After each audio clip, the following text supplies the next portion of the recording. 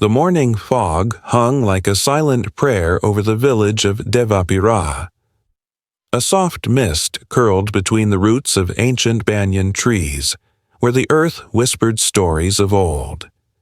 The air carried the gentle melodies of birdsong, blending with the slow, melodic chimes of temple bells that marked the village's gentle awakening. From the stone-paved courtyards came the sacred scent of sandalwood, rising as if in offering, as the village stirred into its familiar rhythm. In the heart of the temple courtyard, a man stood clothed in flowing golden robes.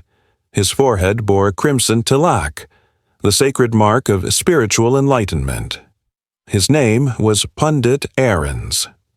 For over 20 years he had been the village's spiritual backbone, a figure of unwavering devotion, disciplined piety, and religious authority. Villagers bowed their heads respectfully as he passed. Children whispered his name before they ever learned to write, and every morning, before the first rays of sunlight kissed the intricate carvings of the temple, he would cleanse and adorn the statue of Lord Vishnu with care and reverence. Yet, behind the firmness of his posture and the stillness of his face, there flickered something uncertain, a quiet fatigue in his eyes that no one dared to question. Beneath the outward serenity of rituals and mantras, a silent unrest had begun to stir within Aarens. At first it came to him as faint echoes in the silence of the night, when the last stick of incense had burned down and the oil lamps danced low. In those quiet hours, as he stared into the flame before the altar, a question would whisper from the corners of his mind. Is this truly what the divine desires? Why would the Creator of all existence require fruit, garlands, and chants to be pleased? Why would an all-knowing God be angered by a mispronounced mantra? These doubts didn't shout. They lingered like invisible dust in the corners of the temple, impossible to fully sweep away. Aarens had spent a lifetime immersed in the Vedas. He had committed sacred verses to memory, conducted yajnas with precise rituals, and guided thousands through pujas with absolute devotion. To the people of Devapira, he was closest to the gods. Yet in his own heart, a storm of questions was gathering. He began to notice what he had once ignored. Worshippers often came by habit, not by understanding. Children mimicked rituals with hollow gestures. Even the most devout chanted mantras with little knowledge of their meanings. Was this truly devotion? Or was it merely tradition, repeated without reflection, passed down like an heirloom recipe, preserved yet unquestioned? And what of himself? One late afternoon, a stranger arrived in Devapira, a traveler named Karim, from the city of Jaipur. He was a humble bookseller, a seeker by nature.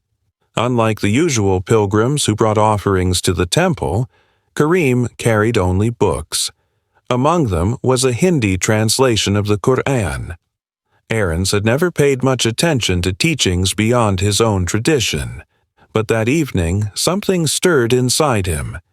He noticed Karim sitting under a mango tree by the river bank, quietly reading. His expression was calm, his focus unwavering. At first, Aarens observed from a distance, hidden behind temple pillars, wrestling with his curiosity. But later that night he approached Karim's modest home. "I've seen you reading," Aarens said softly. "May I borrow the book? The one in Hindi?" Karim looked up, offering a warm, knowing smile. "Of course, Panditji. Read it with an open heart. Not everyone walks the same path to truth." Those words echoed in Aarens' mind like a sacred verse. That night, beneath the flickering light of a single oil lamp, he opened the Quran for the first time. His hands trembled slightly as he turned its pages. Then his eyes settled on Surah al-Ikhlas. "He is Allah, the one and only, Allah, the Eternal, Absolute. He begets not, nor is he begotten, and there is none like unto him. He read the verses once, then again, and again. The words did not just reach his mind, they pierced through it like lightning. There was a clarity in their simplicity that struck him deeply. One God, not born, not bearing children, with no likeness, no image. It defied the ornate theology he had upheld for decades, and yet it felt not like a contradiction, but a liberation. He stared into the oil lamp again, but this time he didn't see Lord Vishnu in the flame. He saw nothing, and somehow that formless nothing felt more sacred than all the images he had ever bowed to. In the days that followed, Aarens returned to the book repeatedly. He began to compare its words with the teachings he had absorbed from the Vedas. The idea of God as eternal, unseen, and incomparable. Was it so foreign? Or had centuries of layered rituals clouded a truth once known? His own rituals began to lose meaning. Every time he lit incense or touched the cold stone of the idol, his hands hesitated. His lips moved, but the words, no. One old woman came quietly to Mira's door. If it's true, why weren't we told sooner? Mira smiled gently. Because sometimes tradition is so loud, we forget to listen to our hearts. Their home became more than a house. It became a beacon, a place where questions were sacred, and truth whispered over tea and tears. And every night beneath the starlit sky, Aarens would lift his hands and whisper, Ya Allah, you made me a seeker, now let me be a guide. Rain returned to Devapiraya like mercy from the heavens. The scent of jasmine and wet earth danced in the air, and as the season changed, so did their story, from exile to awakening, from silence to light. Did you read it again? Aaron's voice was calm, steady. This time he recited Surah Al-Ikhlas with more fluency, with a confidence that filled the air. Say, He is Allah, the One, Allah, the Eternal. He neither begets, nor is he begotten, and there is none comparable to him. Ganga Devi closed her eyes. Silent tears slid down her weathered cheeks. She didn't utter a word. That night she chose not to say the Shaya, but from that evening forward, she never missed a single Friday session. She began arriving quietly, taking her place at the back of the room. She listened. Sometimes she wept. Sometimes she asked questions. But more often than not, she simply absorbed. Not everyone in the village welcomed this change. Whispers turned to warnings. Some villagers began accusing Aaron of spreading foreign ideologies. Anonymous pamphlets showed up in people's homes, cautioning against abandoning the faith of our ancestors. But for every voice of opposition, two more emerged in curiosity. Two hearts leaned in and began to ask, why do we believe what we believe? And then something unexpected happened. A young journalist named Zed arrived in Devapura from the nearby city. He had come across viral clips, snippets from Aaron's Friday talks, videos taken on shaky phones, posts by former disciples. There was even footage of Aaron speaking in the village temple courtyard. Zed came respectfully, carrying only a notebook and a camera.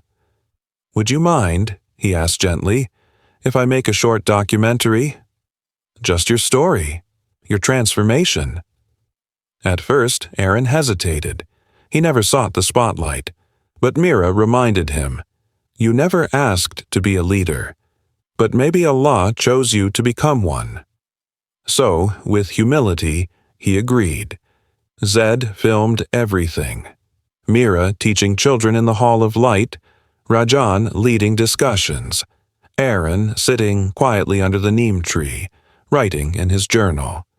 The documentary was only 15 minutes long, but it was raw. It was honest.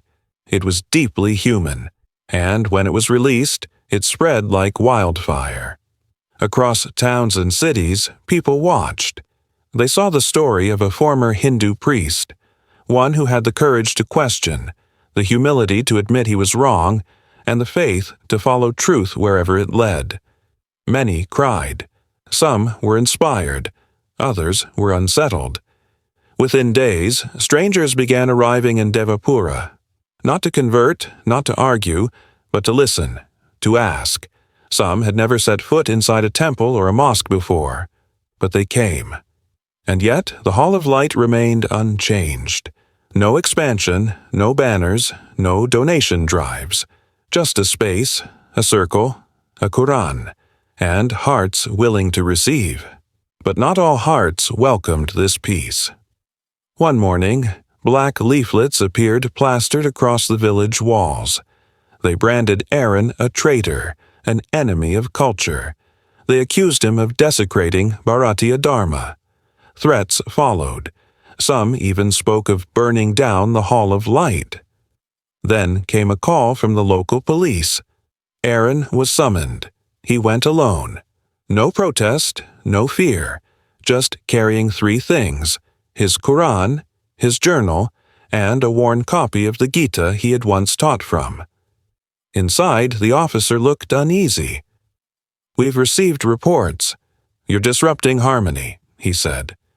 Aaron's voice remained soft. "I've never preached hatred, but if seeking truth is considered a disruption, then yes, I am guilty." The officer was silent for a moment, then leaned forward with a faint smile. "I saw your documentary. Just keep it peaceful." And so the Hall of Light remained. Weeks later, Aaron was invited to speak at an interfaith seminar in the city. He sat between a Christian priest and a Buddhist monk. He didn't preach, he didn't debate. He simply told his story, not to convert, but to share. He spoke of the pain of letting go, the freedom of discovering one God, the joy of finally worshiping with understanding, not out of fear or obligation. That evening, when he returned home, Mira served him tea. The children were asleep.